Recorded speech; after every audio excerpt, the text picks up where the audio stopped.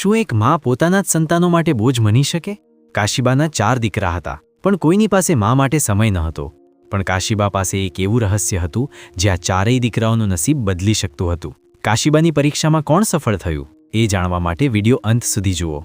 એક ગામમાં એક વૃદ્ધ માતા રહેતા હતા, જેમનું નામ કાશીબા હતું. તેમને 4 દીકરા હતા, પરંતુ ચારેય પોતપોતાના ઘર બનાવીને અલગ રહેતા હતા. તેમણે પોતાની માતા માટે ગામની જૂની જમીન પર એક નાનકડી ઝૂંપડી બનાવી દીધી હતી, જ્યાં કાશીબા એકલા રહેતા હતા. હવે ઉંમર ઘણી થઈ ગઈ હતી. કમરમાં દરેક સમયે દુખાવો રહેતો, હાથ પગ પણ સાથ આપતા નહોતા. પહેલાં જેવા કામ હવે થતા નહોતા. દિવસભર તેઓ ઝૂંપડીની બહાર બેસીને બસ રસ્તો જોયા કરતા. કદાચ કોઈ દીકરો આવે, પણ કોઈ આવતો નહોતું. એક દિવસ કાશીબાએ વિચાર્યું, આટલા દિવસ થઈ ગયા દીકરા વહુને મળ્યાને, તેઓ તો આવશે નહીં, હું જ તેમને મળવા જતી રહું. કાશીબાએ વિચાર્યું કે કેમ નહીં થોડા દિવસ મોટા દીકરાના ઘરે રહી આવું, તેઓ મને જોઈને ખૂબ ખુશ થશે. તેઓ ધીમે ધીમે લાકડીના સહારે ઊભા થયા અને પોતાના મોટા દીકરાના ઘર તરફ ચાલી નીકળ્યા. બપોરનો આકરો તડકો, સૂકી જમીન અને હવા પણ જાણે થંભી ગઈ હતી. લાકડીના ટેકે ધીમે ધીમે ચાલતા કાશીબા મોટા દીકરાના ઘર તરફ નીકળી પડ્યા. રસ્તો ઘણો લાંબો હતો. દરેક ડગલે દુખાવો જાણે વધી જતો હતો. થોડું ચાલ્યા પછી તેમના શ્વાસ તેજ થઈ ગયા, પગ ધ્રુજવા લાગ્યા. તેઓ પાસેના એક મોટા ઝાડ નીચે બેસી ગયા. પરસેવાથી તેમનું આખું શરીર ભીંજાઈ ગયું હતું. ધીમેથી પોતાના ઘૂંટણને પકડીને બોલ્યા, બસ હવે થોડું છે, પછી મારા દીકરા પાસે પહોંચી જઈશ. તેમની આંખોમાં આશા હતી કે દીકરો જોશે તો ખૂબ રાજી થઈ જશે. થોડીવાર આરામ કર્યા પછી તેઓ ફરી લાકડી ટેકવીને ઊભા થયા અને ધીમે ધીમે ડગલા ભરવા લાગ્યા. દરેક ડગલું જાણે વેદનાથી ભરેલું હતું, પણ દિલમાં રહેલી આશા તેમને આગળ વધારી રહી હતી. કલાકો સુધી ચાલ્યા પછી તેમનું ગળું સુકાઈ ગયું, હૂંઠ ફાટવા લાગ્યા. તેમને જોરદાર તરસ લાગી. ત્યારે જ તેમને એક ઘર દેખાયું. તેઓ ધીમે ધીમે તે ઘરના આંગણા સુધી પહોંચ્યા અને ધ્રુજતા અવાજે બોલ્યા, દીકરી, થોડું પાણી મળી જશે?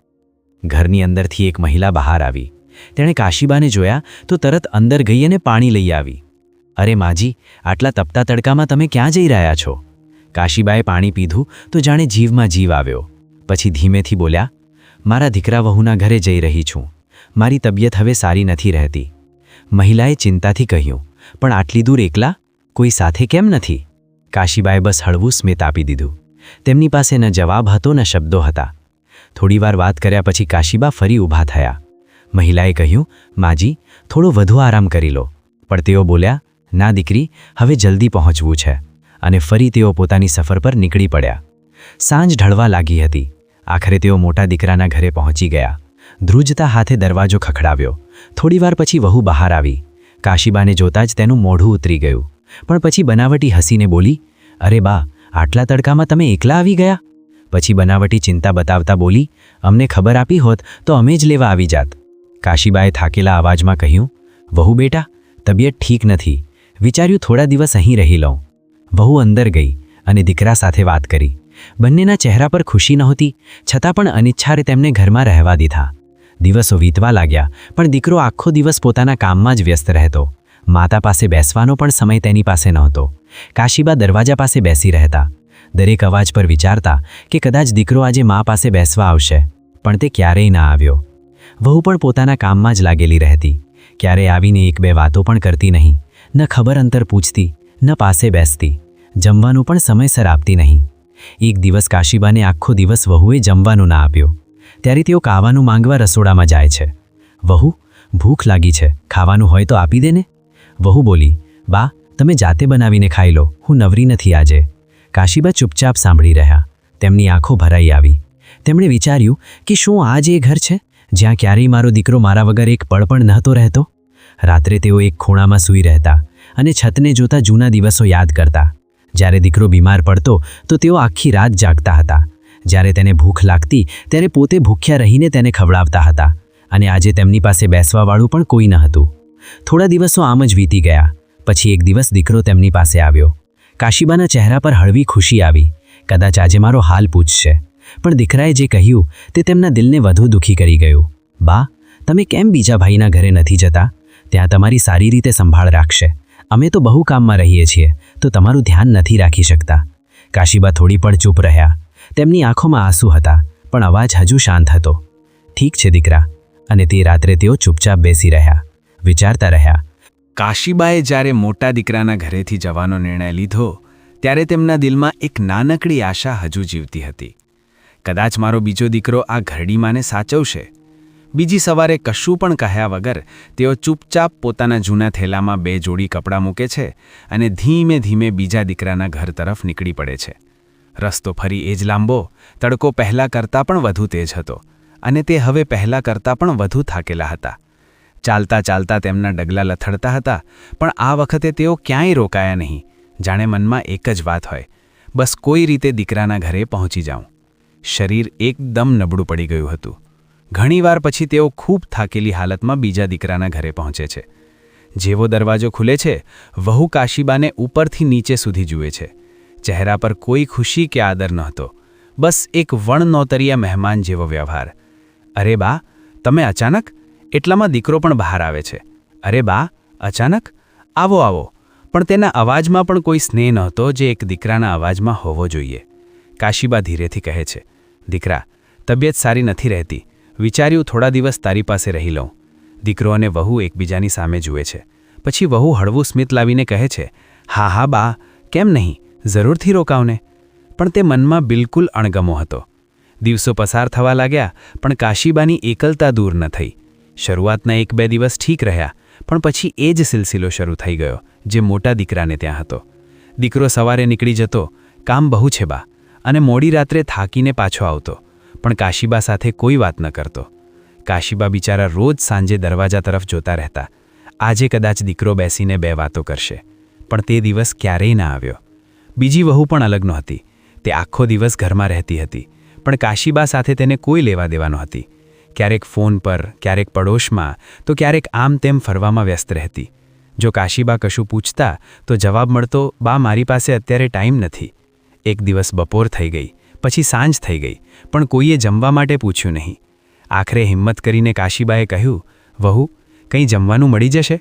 વહુ ખીજાઈને બોલી, બા હું કંઈ નવરી થોડી બેઠી છું, તમે જાતે જ લઈ લો ને, રસોડામાં રાખ્યું છે. કાશીબા ધીમે ધીમે ઊભા થાય છે, ધ્રુજતા હાથે વાસણ ઉપાડે છે અને તેમની આંખોમાં આંસુ આવી જાય છે. દરરોજ રાત્રે ખાટલા પર સૂતા કાશીબા છતને જોયા કરતા. તેમને યાદ આવતું કે કેવી રીતે તેમણે આ બાળકોને ઉછેર્યા હતા. પોતે ભૂખ્યા રહીને તેમને ખવડાવ્યું હતું, અને આજે તેમના જ ઘરમાં તેઓ એક બોજ બની ગયા હતા. એક દિવસ સત્ય સામે આવી જ ગયું.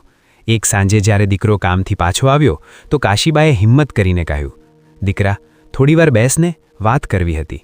દીકરાને ગમ્યું તો નહીં, પણ થોડીવાર પછી બોલ્યો, બા અત્યારે બહુ થાક્યો છું, કાલે વાત કરીશું. પણ તે જ વખતે વહુ બોલી ઉઠી, સાંભળો, હું તો પહેલાં જ કહેતી હતી કે બાને અહીં રાખીને આપણાથી નહીં સચવાય. કાશીબા આ બધું સાંભળી રહ્યા હતા. તેમના દિલના જાણે ટુકડા થઈ ગયા. જે કમી હતી તે દીકરાએ પૂરી કરી. દીકરો ધીમેથી બોલ્યો, બા તમે ખોટું ન લગાડતા, પણ તમે કેમ ત્રીજા ભાઈ પાસે નથી જતા?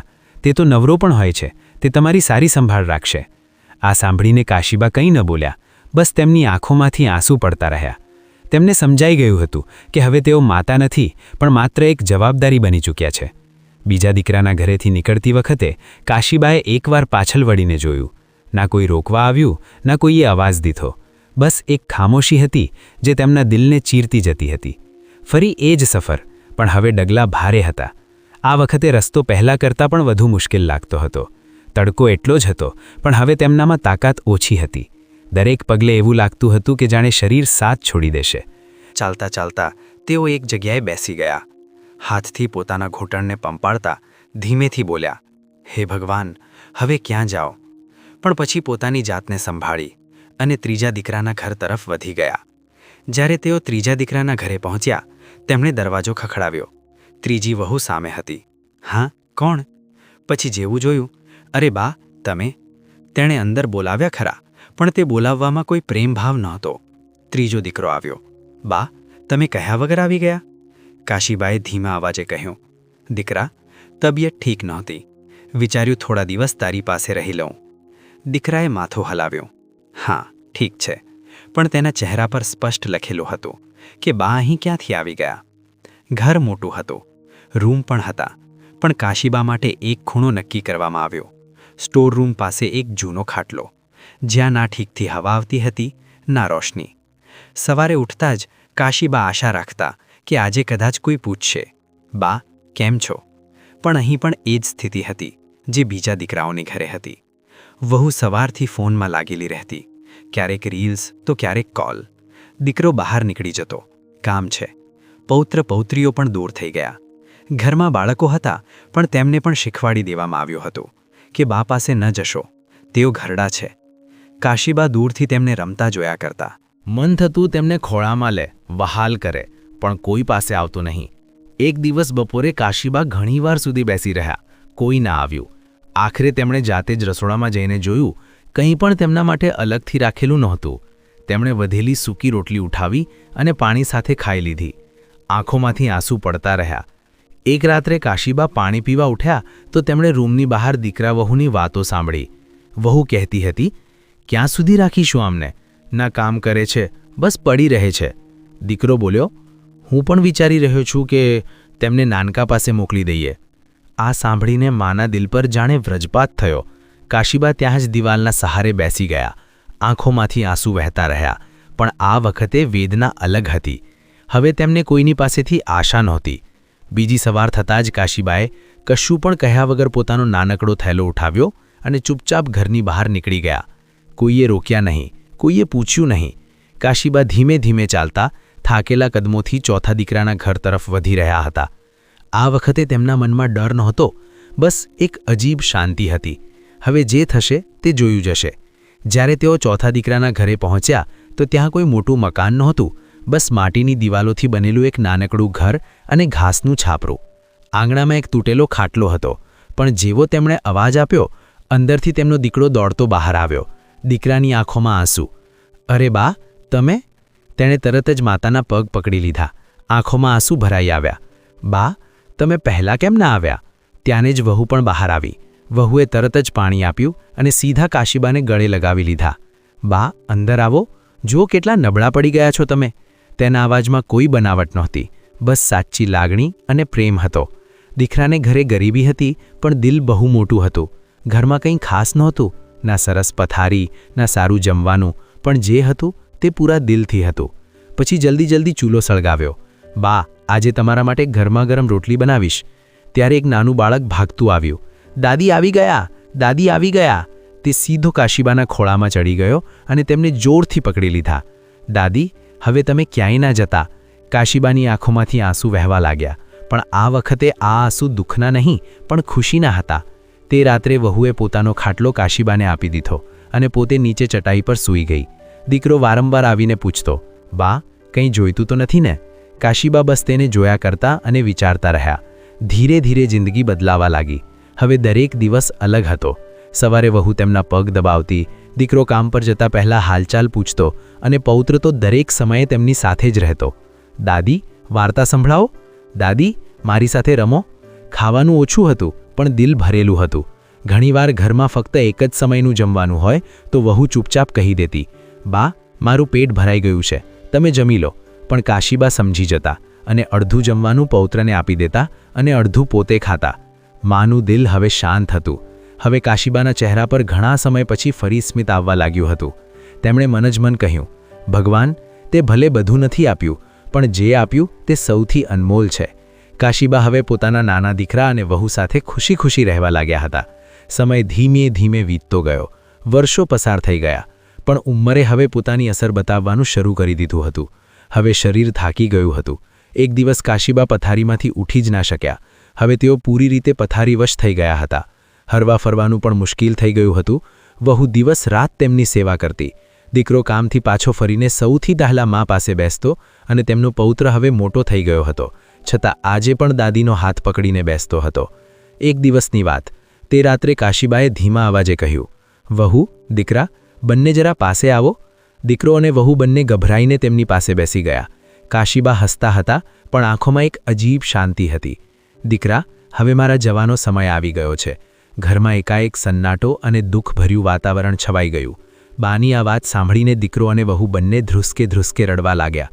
બા, એવું ના કહો, અમને કંઈ નથી જોઈતું, બસ તમે અમારી સાથે રહો. વહુ તેમના પગ પકડીને રડવા લાગી. બા, તમે અમને છોડીને ના જશો. કાશીબાએ તેમના માથા પર હાથ મૂક્યો અને ધીરેથી બોલ્યા, મારા 4 દીકરા છે, છતાં આ ઘડપણમાં હું એકલી થઈ ગઈ હતી. તેમની આંખોમાંથી આંસુ વહેવા લાગ્યા. હું બધા માટે બોજ બની ગઈ હતી, પણ તમે બંનેએ મને માં સમજીને રાખી. હું તમને બંનેને કંઈક આપવા માંગુ છું. દીકરો તરત બોલ્યો, માં, અમને કંઈ નથી જોઈતું, તમે જ અમારા માટે બધું છો. કાશીબા હળવું હસ્યા. દીકરા, મારા ગયા પછી મારી નિશાની સમજીને રાખી લે દીકરા. તેમણે ધીમે ધીમે કહ્યું, તે જૂની જમીન પર જ્યાં મારી ઝૂંપડી છે, ઘરના ખૂણામાં જમીન ખોદજો, ત્યાં એક જૂની પેટી છે. આ સાંભળીને દીકરોને વહુ ચોંકી ગયા. તે પેટીમાં આપણા પૂર્વજોના સોનાના સિક્કા, કેટલાક ઘરેણાં અને મારી આખી જિંદગીની મૂડી છે. મેં તેને વર્ષોથી છુપાવીને રાખી હતી. હું તો તમારા ચારેય દીકરાઓની પરીક્ષા લઈ રહી હતી. જોવા માંગતી હતી કે કોણ ખરેખર મારું પોતાનું છે. અને દીકરા, આ પરીક્ષામાં બસ તું જ પાસ થઈ ગયો. હવે તમે બંને સારી રીતે તમારી જિંદગી જીવજો. ભગવાન તમને સુખી કરે. બેટા, ક્યારેય કોઈ ગરીબને ખાલી હાથે પાછો ન કાઢતા અને હંમેશા સાથે રહેજો. આટલું કહીને કાશીબાની આંખો ધીમે ધીમે બંધ થઈ ગઈ અને માં કાયમ માટે ચાલી ગઈ. તેમના ચહેરા પર શાંતિ હતી, જાણે તેમને બધું મળી ગયું હોય. બીજા દિવસે દીકરો અને વહુ જૂના ઘરે ગયા. ધ્રુજતા હાથે જમીન ખોદી અને ખરેખર તેમને તે પેટી મળી.